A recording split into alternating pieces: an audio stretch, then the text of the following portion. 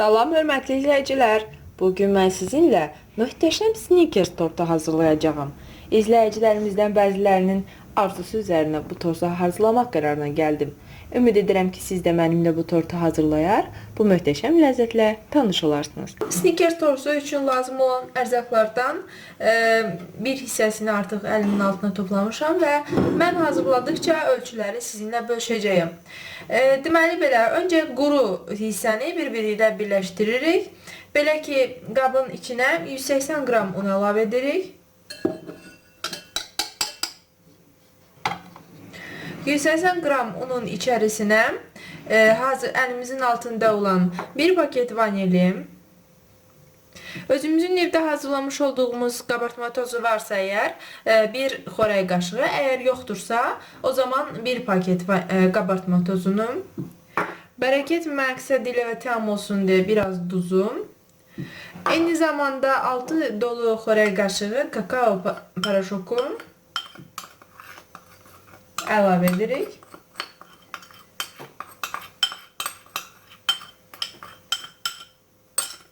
Və bütün bu ərzaqları birlikdə qarışdırırıq. Bu arada bildirim ki, kakaonun renk baxımından fərqliliyi var. Məsələn, bu kakaonu istifadə etsəniz daha çox işlətməli olacaqsınız. Çünki belə kakaoların rəngi azdır. Ancaq bu firmanın olan Kentin kakaosu daha keyfiyyətlidir mənə görə və az tərkiblə çox yaxşı nəticə əldə olunur. Məhz bu kakaodan işlətsəniz 4 xörək qaşığı kafi edəcək. Qatı hissəni bir araya qoyduq. İndi isə başqa bir qabın içərisinə 3 ədəd yumurtanı qırırıq.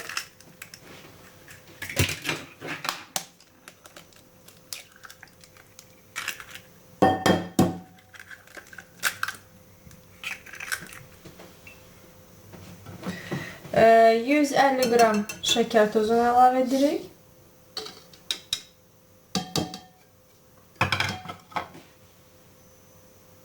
İndi 3 yumurta və şəkər tozunu bir arada qarışdırırıq. Öncə çırpırıq yaxşıca.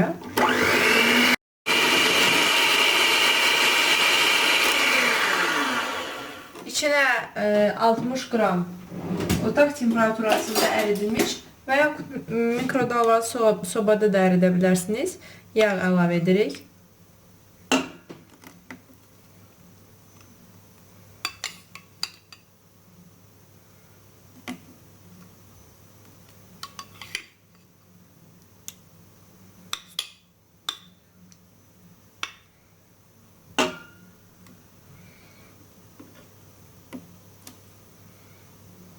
Yeniden qarışdırırıq. Bu əddə artıq südü də 1 stəkan süd əlavə edirik. Yeniden qarışdırırıq.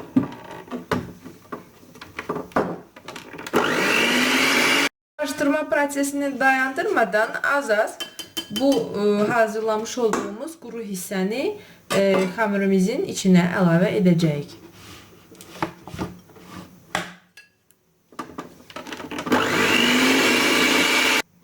Xəmirimiz artıq hazırdır. Kakaonun və unun tərkibindən asılı olaraq qatılıq dərəcəsi dəyişə bilər. Əgər xəmiriniz çox duru olsa, o zaman normal kek xəmiri kimi olmalıdır. Çox duru olsa, o zaman 2 xörək qaşığına qədər un əlavə edə bilərsiniz. Çox duru xəmir olmamalıdır. Hardasa təxminən mən sizə göstərim. Belə qatı.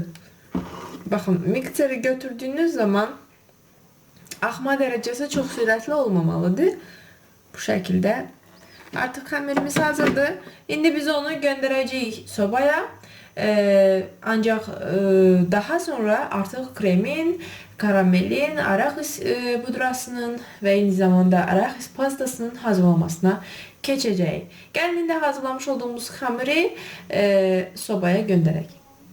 İzləyicilər, gördüyünüz kimi artıq xəmirimiz hazırdır. Mən hər zaman kek hazırlayacağım qabın içinə bu şəkildə kağız çəkdiyim kimi eyni zamanda kənarlarına da folqa çəkirəm. Buna səbəb çünki hər zaman qabın dibi yapışmasa da kənarlarındakı istilik çox olduğu üçün kənarları yanır.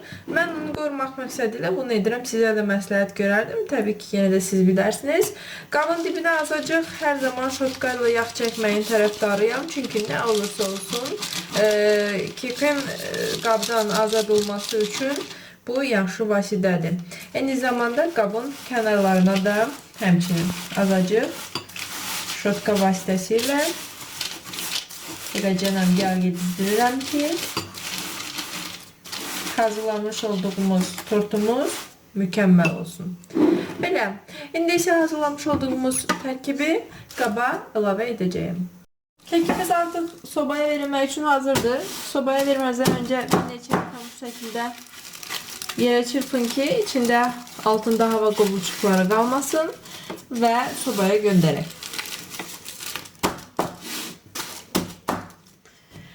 Nəzərinizə çatdırım ki, 160 dərəcəlik sobada nəzarət edilərək bişənə qədər tam nəzarət altında olmalıdır. Çünki necə dəqiqə bişirməli olduğumu özüm də bilmirəm.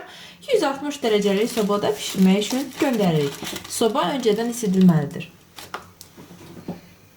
İsə arahis pastası hazırlayacaq ki, məhz kremə Snickers ləzzətini verən bu pastadır. Nəzərinizə çatdırım ki, əlimdə hazırda 300 qram qovurmuş olduğum, özümün qovurmuş olduğum arahis var. Sobada qovurmuşam bu şəkildə.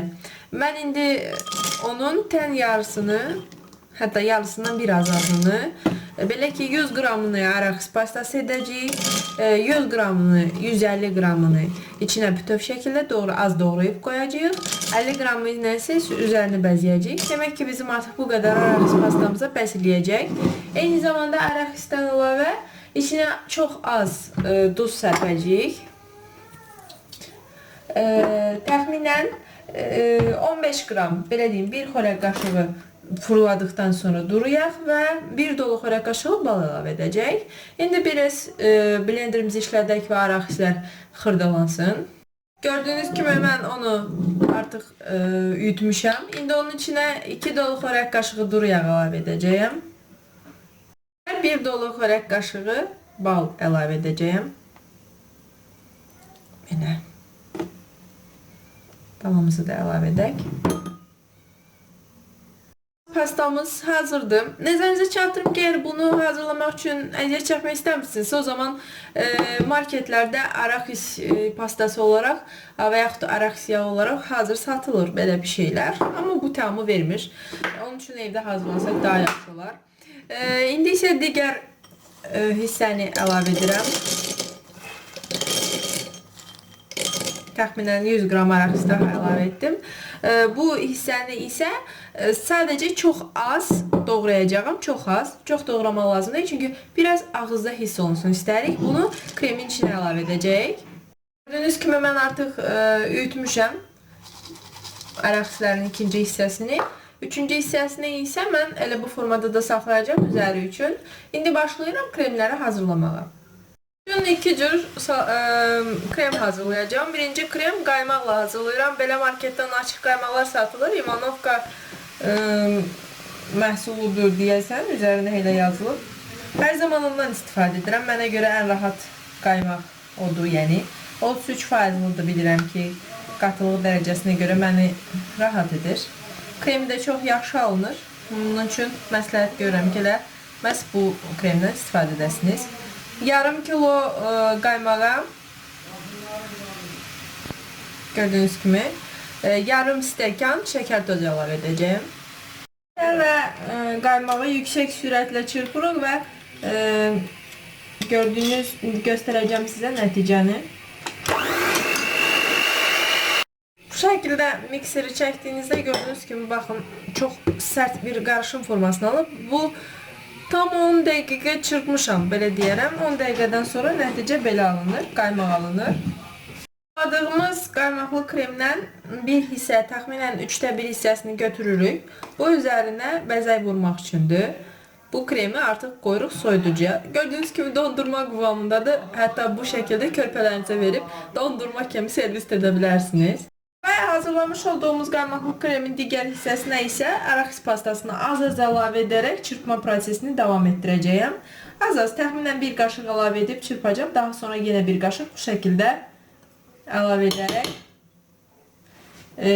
qaymaqlı arahisli krem hazırlayacağıq.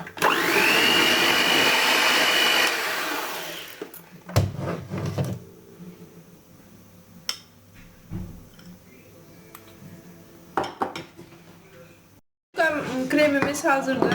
İndi ikinci kremi hazırlayırıq. Bunun üçün dərin bir qaba evdə özümüzün hazırlamış olduğumuz, daha doğrusu əgər hazırlamışsınızsa, evdə hazırlanmış, hazırlanmamışsınızsa marketdə satın aldığınız qatlaşdırılmış süd və yaxud malako dediyimiz tərkibin tən yarısını, bir bankanın tən yarısını işlədəcəyik. Burada hazırda təxminən 1 stəkan qatlaşdırılmış süd var. Onun içərisinə otaq temperaturasında olan yağ əlavə edirik. Nəzərinizə çatdırım ki, yağ və malako eyni temperaturda olsa krem çürüməyəcək. Az-az yağ əlavə edərək mikser vasitəsilə çalırıq. Deməli, 1 stəkan malakoya 60 qram otaq temperaturasında yağ əlavə edərək kremi çalırıq. Biskvitimiz də bişdi və mən onu 3 eyni hissəyə böldüm, 3 qata böldüm. Əgər biskvitiniz istədiyiniz hündürlükdə deyilsə, onu da 2 hissəyə bölün. Ancaq ən yaxşısı 3 hissəlidir. Çünki krem qatını da 3 hissəyə uyğun hazırlamışıq. Deməli, birinci hissəyə təbii ki, bir hissəni qoyuruq və onu hazırlamış olduğumuz qaymaqlı kremlə bolca krem qoyaraq,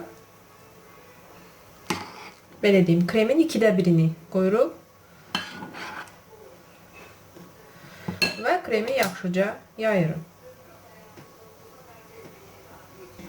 Daha sonra üzərinə hazırlamış olduğumuz bu qarışımdan əlavə edirik. Xırda qıyılmış.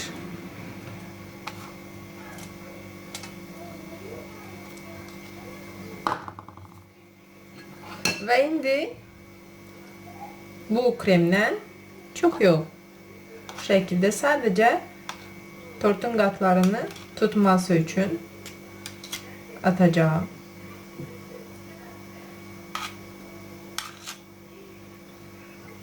Bəs edər.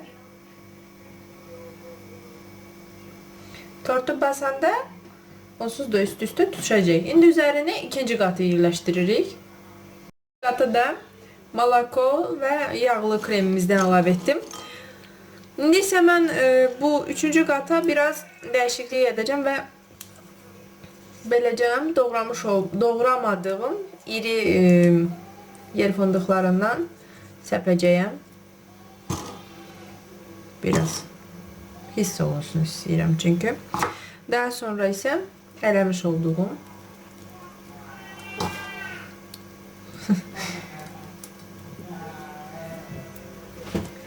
və üçüncü qat. Üçüncü qatı isə üzərinə qoymazdan əvvəl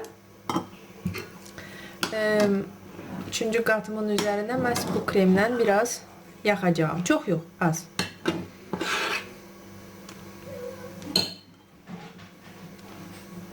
Onu hazırladım. İndi onu ters çeviririk. Bəli, hörmətli izləyicilər, mən üçüncü hissəni də qoydum, hazırladım və daha sonra öncədən sizlərin də izlədiyi üzrə ayırıb qoymuş olduğum qaymaqlı kremdən bir hissə var idi. Həmən hissə ilə kənarlarını və üzərini yenidən tamamilə örtdüm. Və hazır doğramış olduğum keksdən bir hissə çıxmışdı, hündürçəkə hissələri. Məhz həmən hissələrlə mən keksin tortumun kənarlarını örtəcəyəm. Əgər bu hissəni işlədib örtmək istəməsəniz, o zaman yer fındığı hissələri ilə də örtə bilərsiniz. Tortun kənarlarını tamamən örtdükdən sonra üzərini bəzəyəcəyik. Hörmətli izləyicilər, gördüyünüz kimi mən onun üzərinə də incə qıyılmış olan, əlimizdə qalmış olan araq hissəciklərini əlavə etdim. Ancaq daha öncə sizinlə Azərbaycan mətbəxi ləzzət sirlərində şokolad sosunun hazırlanmasının bir neçə video çarxını paylaşmışam. Həmən çarxları izləyərək bu şokoladı hazırlaya bilərsiniz və yaxud da plitka şokoladı çaydanın buxarında və yaxud mikrodalgalı sobada əridə bilərsiniz. Mən indi hazırlamış olduğum, öz reseptlərimizdə hazırlamış olduğum bu şokoladdan istifadə edəcəyəm. Daha gözəl bəzək vurmaq üçün. Belə mən hər zaman belə edirəm. Qalın bir normal adi paket götürürəm. Onu stəkanın içinə qoyuram. Əldə tutmaq çətin olur deyə. Daha sonra paketin içine şokolad sosumu əlavə edirəm və çox kiçik, həddindən artıq kiçik bir deşiyi açıram burada. Və indi isə bu şəkildə tortumuza bəzəklər vururuq.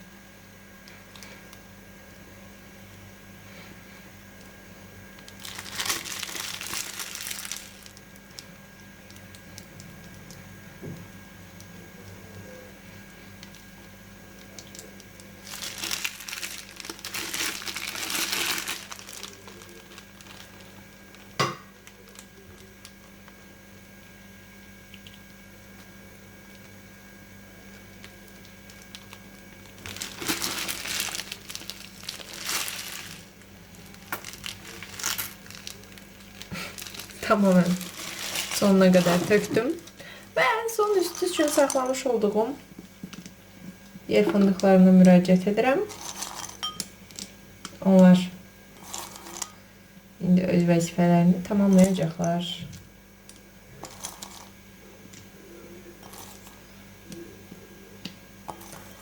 Əminəm həddindən artıq ləzzətlidir. Kəsəndə gözəl nəticə əldə edəcəksiniz. Ancaq təbii ki, kəsməzdən öncə mütləq minimum 8 saat gözlədilməlidir. Yaxşı olar ki, bir gün, məsələn, indi mən gecədə hazırlamışam, sabah, axşam kəsəcəyim bu tortu. Minimum 8 saat, yaxşı olar ki, bir gün gözlədilsin. Soyuq yerdə saxlayın, çünki istər-istəməz kremlərin tərkibi itməsin və gözəl təam yerində qalsın. Tortumuz hazırdır. Təbii ki, mən sizinlə kəsdikdən sonraki nəticəni də bölüşəcəyəm. Onun üçün bu linki sizinlə bir gün gec bölüşməli olaram. Hələ ki, gözləyək. Bəli, hörmətli izləyicilər, tortumuzu kəsdik. Mən hətta servis etdim. Gördüyünüz kimi içində möhtəşəm kremi. Həqiqətən də çox ləzzətlidir. Bunu da deyim. Kənarından düşən hissələrin dadına baxmışam. Ümid edirəm ki, siz də bizim reseptimizi bəyənər, haqqımızda yaxınlarınızla bölüşər, like edər. Bu ləzzətli tortu bişirdikdən sonra alınan nəticə haqqında bizimlə fikirlərinizi bölüşərsiniz. Dəyərli zamanınızı ayırıb bizi izlədiyiniz üçün minnətdarıq. Tezliklə daha ləzzətli, daha fərqli reseptlərlə sizlərlə birlikdə olacağıq.